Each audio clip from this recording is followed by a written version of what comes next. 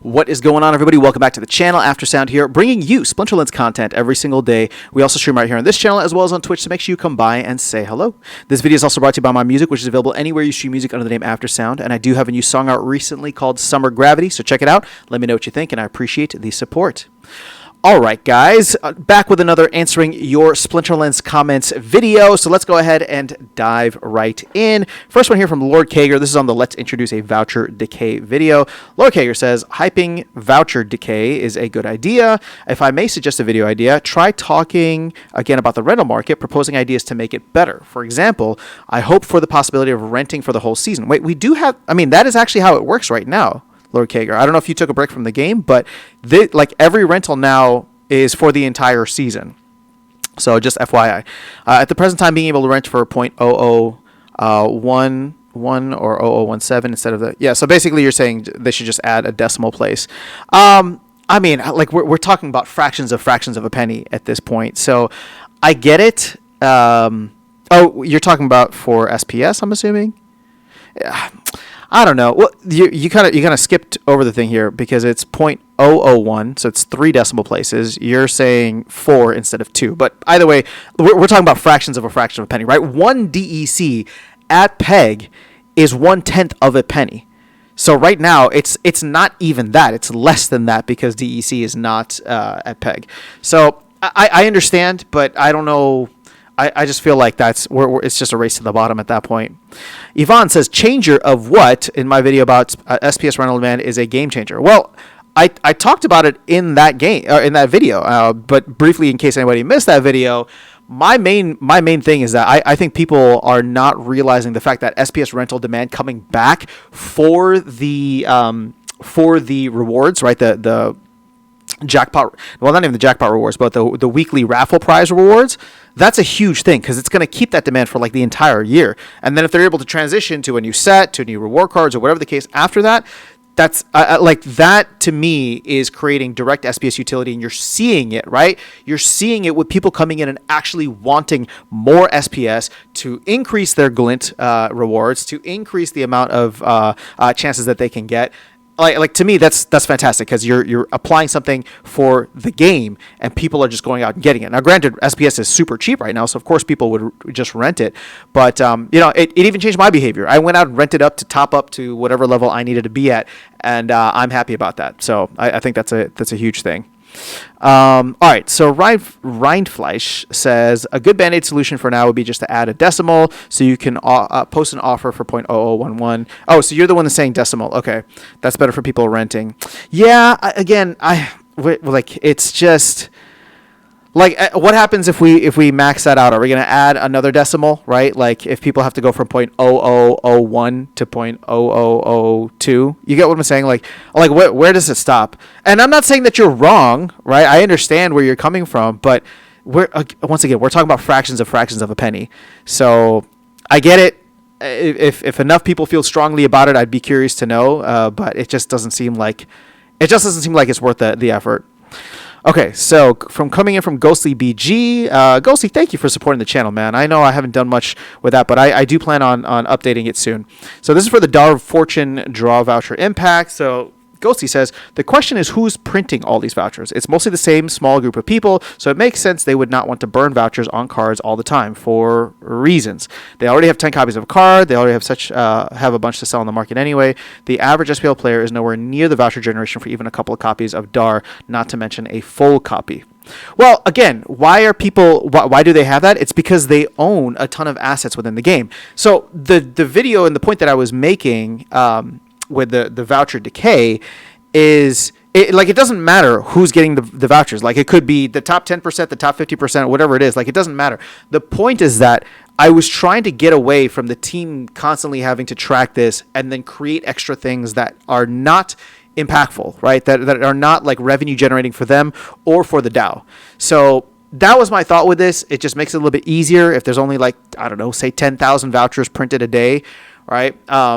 it just makes it easier for the team to go in and say like, hey, you only need one voucher for this, rather than Dark costing like 1,000 vouchers, and then next, we come in next and like the next card costs 600 vouchers or whatever the case is. Like, if we just got it to a much more manageable number where it wasn't like this high level thing, like it would be awesome if vouchers reached whatever level, right? What is it like? If we were able to 4x reduce vouchers by 4x, and vouchers instead cost 5 cents. But then because there's actual demand, let's say vouchers cost like 25 cents. Well, all of a sudden, like, my point with this is like, you only need one voucher instead of having to, the team has to like adjust it every single time. That was my thought, but that's where I'm at. Erroni says, I'm expecting it to happen soon. Matt has mentioned a number of times. This was on the should we remove SPS rewards from land. Again, on the live stream, I was talking with Tails about this. I can be talked out of it.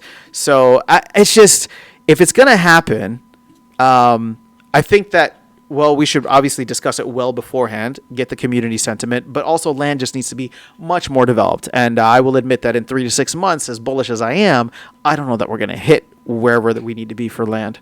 But, it is what it is.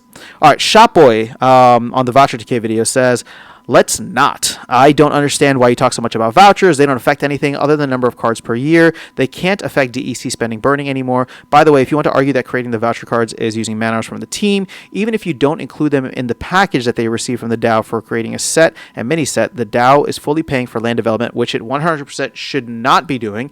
I'm pretty sure creating 10 cards per year is much cheaper than land development. So, quick update for that, but I believe that 1 year is over now, so that has gone back to the team. If I remember correctly, somebody please correct me if I'm wrong on that. I don't want to be spreading misinformation, but I do believe that 1 year is up and that the team has now taken Cryptomancer's salary back. That being said, the reason I talk about vouchers so much is because I still believe that they're just a drag on the economy. Like we could have just been doing so much more. Imagine if vouchers didn't exist and we were selling stuff in SPS or in DEC, right? That to me would just go way further towards the flywheel.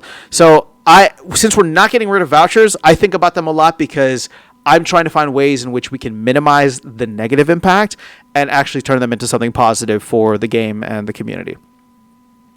All right, so Sorry Smurf says, this is the damage Aggie did to the project CL set and vouchers and DECB and a lot of other things. Man, he really tried in every way to kill this project. Well, you know what? Look, Aggie did a lot of things wrong, but I'm not going to sit here and point fingers at him.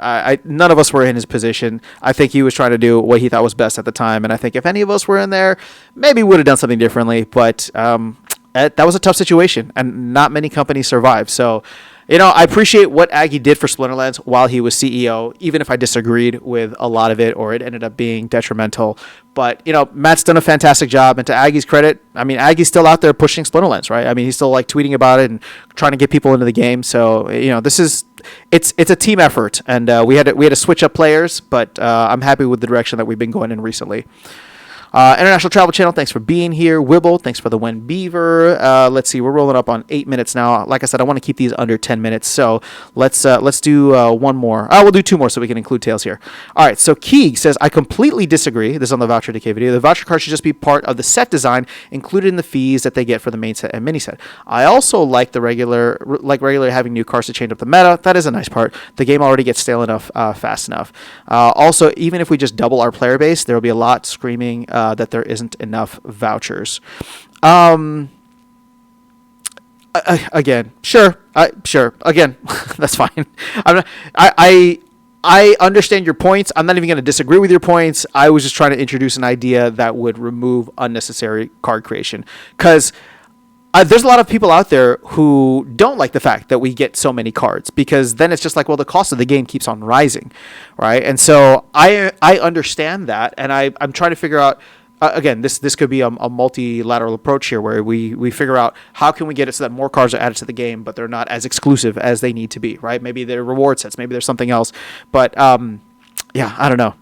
And then finally, Tails on the should we remove SPS rewards from land? Oh, you know what? We did talk about this on the Leadership live stream. So let me go ahead and reiterate for you here. So this would kill land for a decent percentage of people using land today. Land is already not profitable for a majority of SPL players and asset owners. If game design effort is put into land, it should be spent on aligning DEC stake and cost per plot of land so it actually makes sense and works. The team is slowly adding value to land, but at its core, it's still deeply flawed. Removing one thing that provides reasonable ROI would be a step backwards, in my honest opinion. And on the live stream, I did agree with Tails that look, I can be talked out of it. It's not. My whole point with this is because it's been brought up, I'm just kind of bringing it up again now that land is a little bit more developed, and we should hopefully be pivoting into land 2.0 development soon. I would need to see way more returns from land, way more land turned on, and a reason for people to really get involved with it before we take SPS out. So it's not that I'm saying we remove SPS now. And I was very clear about, or I hope that I was clear about that in the video. I am not saying we remove it now. I'm not even saying we remove it in 3 months. I was saying within 3 to 6 months, that is a conversation we should have, because within 3 to 6 months, hopefully they should be done with all of the side quests they've had and focusing on land 2.0 and ideally giving us a rough idea of like how long 2.0 is going to take to get implemented, and maybe even delivering some things from 2.0 by the end of Q1 next year, which would be that 6-month mark. So let me know your thoughts in the comments below. That is all I have for you guys in this video. Otherwise, I'll catch you all in the next one and see you around the game. Take care.